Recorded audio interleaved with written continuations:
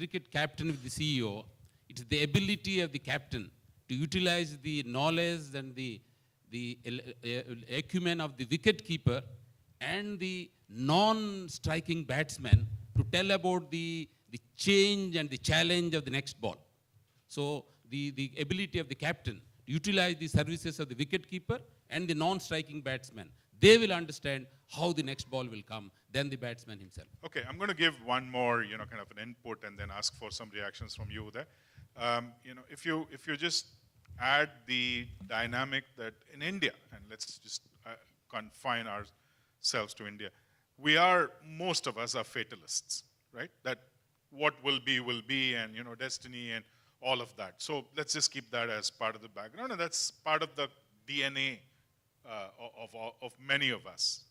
With that, there are only two types of change in general. One is deductive change, whether it's frontline people or research or market or competition or whatever, that comes back with data and then you deduce that there is something happening.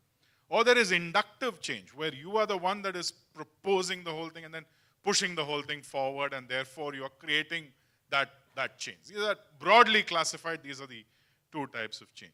So given our fatalistic destiny, blah, what do you and Arvind think are some of the barriers that we have in India, and therefore put that in context of, therefore, who's going to drive it? Who's going to drive the inductive change versus who's going to drive the deductive change? Uday.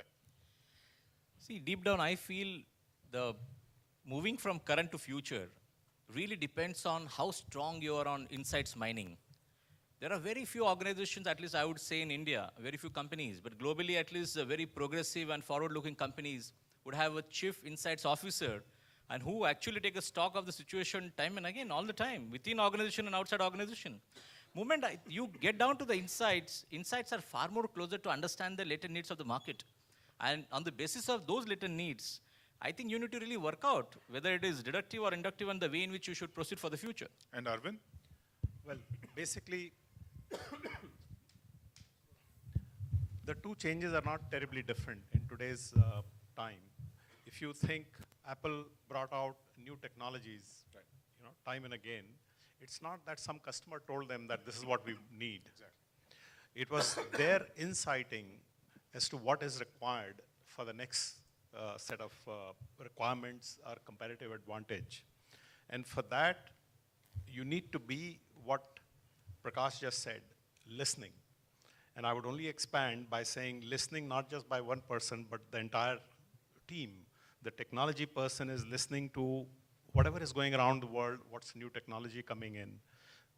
The salesperson is listening through the sales force as to what's the changing dynamics going on, what are the changing aspiration customers are having. HR person is bringing in what are the new employees aspiring toward. Now, CEO is ensuring that that environment of openness, free conversation is really there at the top management level.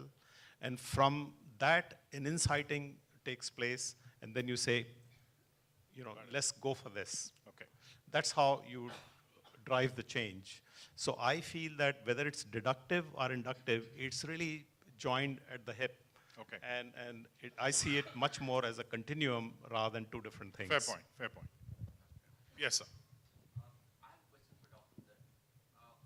You rightly said that the education sector... One sec, could you hold on till the mic gets to you?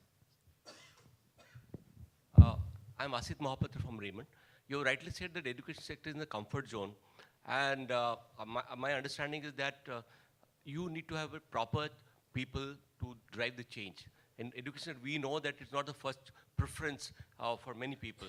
So sometimes the problem of attracting the bright people. I am aware that you are doing some innovative thing in the area. Can you throw some light? If you don't have bright people who are passionate about bringing change and just do it as a matter of doing the job, how do you bring in change? Because they are going to impact the student community. I may be quite biased towards nurturing leadership or academic leadership, because leader leads, follower follows. And what is true with the corporations is the same true with the educational institutions as well. I mean, leadership is always going to be in the line of fire. One side is success, the other side is failure. And whatever way probably, you're operating. Somewhere deep down, I think if we could nurture academic leadership at the first level, and that's what we are trying to propagate all the time in all policymakers, I think things will start changing. But at the same time, attracting a good talent from the marketplace. I'm sure, I think in corporates also, there are a lot of good people who are coming forward.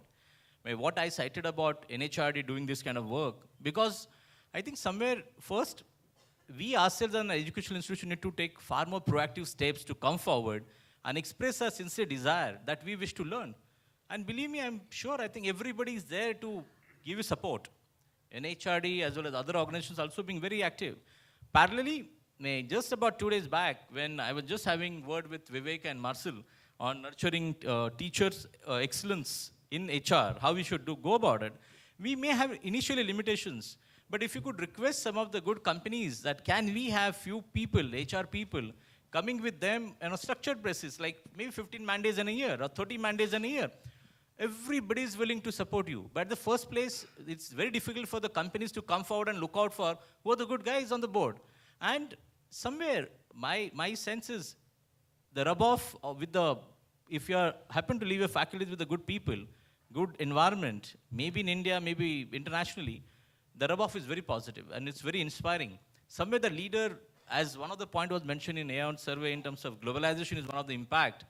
Somewhere if you start exposing your people to international practices, maybe in Harvard practices or ITP, some of the good practices, or maybe some of the good Indian institutions as well, I'm more than confident, I think these things will start changing. But creating compelling environment by the leader himself, at the same time by the team, top team, is must. Sometimes, just yesterday in one of the forum in Delhi, I just mentioned, I do believe in democracy, but I do believe in directed democracy for some time for education. There's no other option for it. Okay, cool. Thank you. Any other? Yes, please. There's a gentleman behind you. He's closer to the mic, so you go for it. This is Marwa from Magna Global HR Services. My question to you, all the gentlemen over here is, change is constant. That's the only thing which is going to happen. And that's only going to make us survive. But for every organization, there is something core to it. For hospitality, the customer satisfaction, going out of the way to make sure. For example, 2611 in Taj, somebody had a wife dying, but he was there on this duty at the given time. Or you have a Sikh bringing a cigarette for you at that given. It's a sense of duty. Now, in that change process, the pace, how do you ensure the core, what you believe, what you created, does not get disturbed or damaged? If technology should not damage the sense of things. This is the challenge I think I would like to ask the gentleman. It's a great question. Who would like to take that? Adil? Somehow all the difficult questions seem to come to me. All right.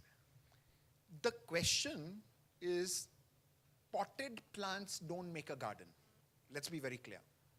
If you have an empty piece of land on which you get 50 pots with lovely flowers and you believe you have created a garden, then the day after your guests go away and you remove the pots, it's no longer a garden.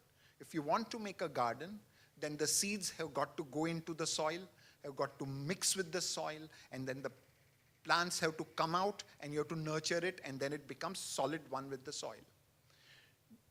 Generally, organizations copy, paste, and try to put practices that they see in other enterprises as the kind of practices they want to run in their enterprise. They try to bring these practices without realizing the character and the nature of the enterprise, and therefore its sustainability is a major question mark.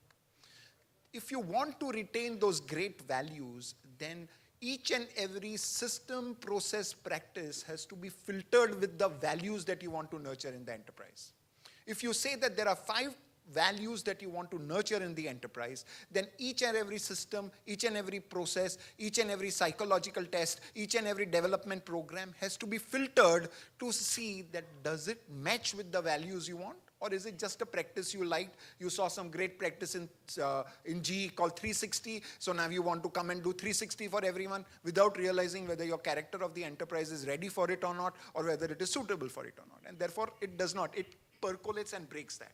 Therefore, you have to keep value filtering all your processes and systems if you want to continue to retain it. Great. You can't throw the baby with the bathwater. Thank you. Prakash, just same point I want to ask you to add on. Like one of the poignant points that you made was about the difference between mixing the sugar in and the lime in, so that you don't curdle the milk and you make it sweeter, and therefore the analogy is that it gets better. So my wife, for example, says that you know, she decides all the small things in our, as a couple, she decides all the small things. I decide all the big things, the husband, but she decides what is small and what is big. So we have a lot of people with all bona fide intentions that want to come